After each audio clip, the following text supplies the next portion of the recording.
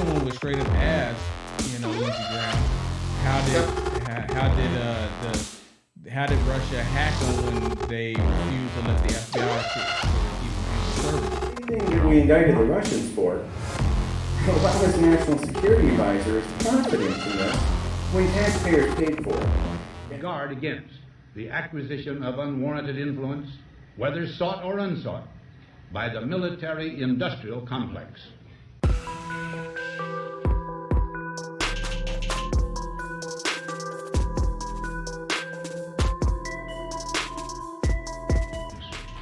Our toil, resources, and livelihood are all involved.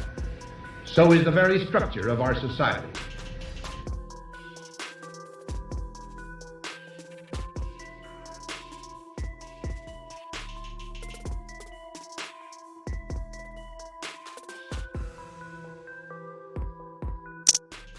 Well, I don't know, man. Yeah, I don't get that, man.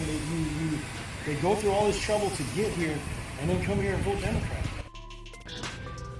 The potential for the disastrous rise of misplaced power exists and will persist. We must never let the weight of this combination endanger our liberties or democratic processes. We should take nothing for granted. Only an alert and knowledgeable citizenry can compel the proper meshing of the huge industrial and military machinery of defense with our peaceful methods and goals.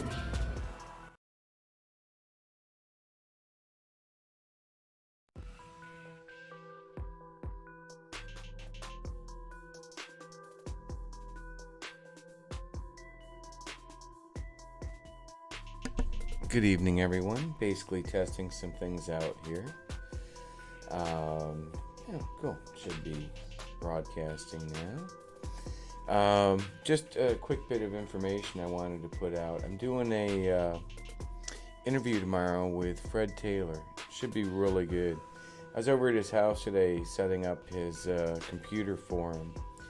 And Fred's a 3-time Purple Heart recipient. Spent the last 30 years of his life basically just volunteer work, helping, veterans that have been wounded. Fred was my next door neighbor. I've known him for about 20 years. He inspired me even to enlist in the Army. So he's a good man. Couldn't be happier to do an interview with him. I'm going over to his office tomorrow, to his house, and he's got an office set up there. And I'm telling you right now, it's the most amazing thing. He's going to walk us through all the different like medals of valor and such that he has on his wall. The first Purple Heart stamp minted. Very cool stuff, and just an incredible story. I'm not going to do it live. I'm going to do my best to capture it on camera. And sleeping. Yeah, I'm a little rough right now. Come on. And no, I was actually up very early, and I've been working all day. And now it's 10 o'clock at night, so I did want to get this out, though, and something was bothering me, too. I posted this on my Patreon site. I could not get, for the life of me, to get the display capture working. But my website, victimoftheswamp.com, if you go there and then go to the Awakening section and scroll down to Voice of America, Iran-hired MSNBC producers report claims none spoke Farsi. I actually wrote this like a long time ago. Probably back in like 2017, I think. And migrated it over from one site to another. It ended up here. It has a link to the original Newsmax story,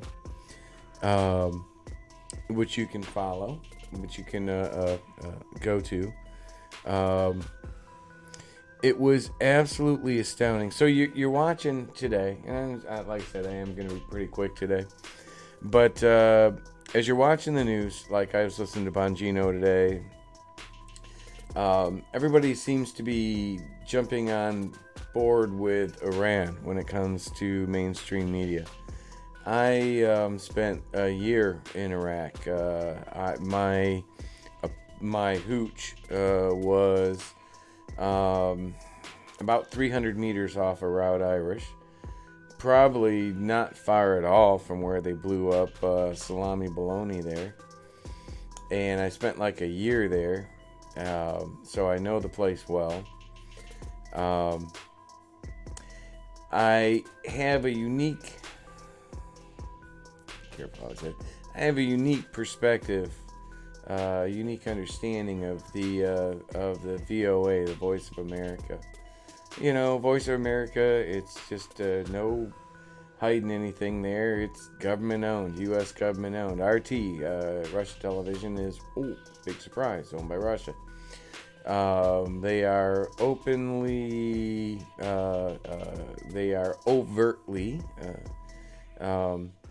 propaganda. But so when you see this happening right now, like, you think, oh, there's been a change. Oh, this was like Obama's administration. I'm telling you right now, if you read that Newsmax article, and I put it together in my post, but all my post is me trying to take my personal experience with VOA and with that region, and then add to it with what they had there. And you know, they hired producers from MSNBC not to run Voice of America Iran in like 2006, I think. I haven't read this in a while, and I haven't prepped for this at all. Oh, big surprise there, right?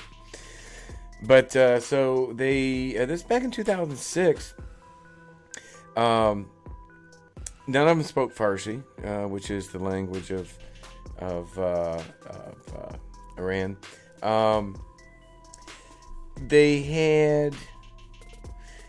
They have basically Voice of America can broadcast out over the radio to Iran, and they broadcast out over satellite. But how many people are gonna, how many Iranians are gonna have a satellite dish on the roof without drawing some attention? They broadcast out like TV, but that doesn't go very far. TV and radio doesn't go very far. And then you also have they have like proxy servers and stuff that they offer the ability for Iranians to circumvent the geolocation filters that Iran puts in place that would otherwise block them from being able to access things like Facebook and things like American news. So they have an interesting purpose there. It's a powerful tool. It's not meant to do anything, or they're trying to. Their job is to let Iran know what American values are, and that's pretty much it. That's their mission, right? But according to that 2006 article, they basically hired MSNBC producers. The producers were basically hiring the mullahs to come over and do counterpoint, only that the American side kept losing, basically. Very good article. Some amazing stories that will just make you go, oh my God, are you serious? They did that? So if you have a few minutes, go check it out, victimoftheswamp.com. Go to The Awakening and look up that, and you can find the link to the Newsmax article as well, for good sourcing and citation. But it was literally Republican congressional committee did an investigation into it, because it was basically trying to, it was basically making America look like the bad guy, right? And that's what you have today. But that didn't start under Obama. That started under Bush. So you need to do some thinking about all that, what's going on. Any rate, I'm going to sign off now. Thank you very much for tuning in tonight. I was basically I tried to fix a few things, and so I thought I'd log in real quick before going to bed. Been a long day getting up. I got to do some early shooting over at Fred's place. I think George Kalala with Bikers for 45 will be joining me. Haven't confirmed that, but I hope he will. So, anyway, thank you very much. Y'all have a wonderful and blessed evening.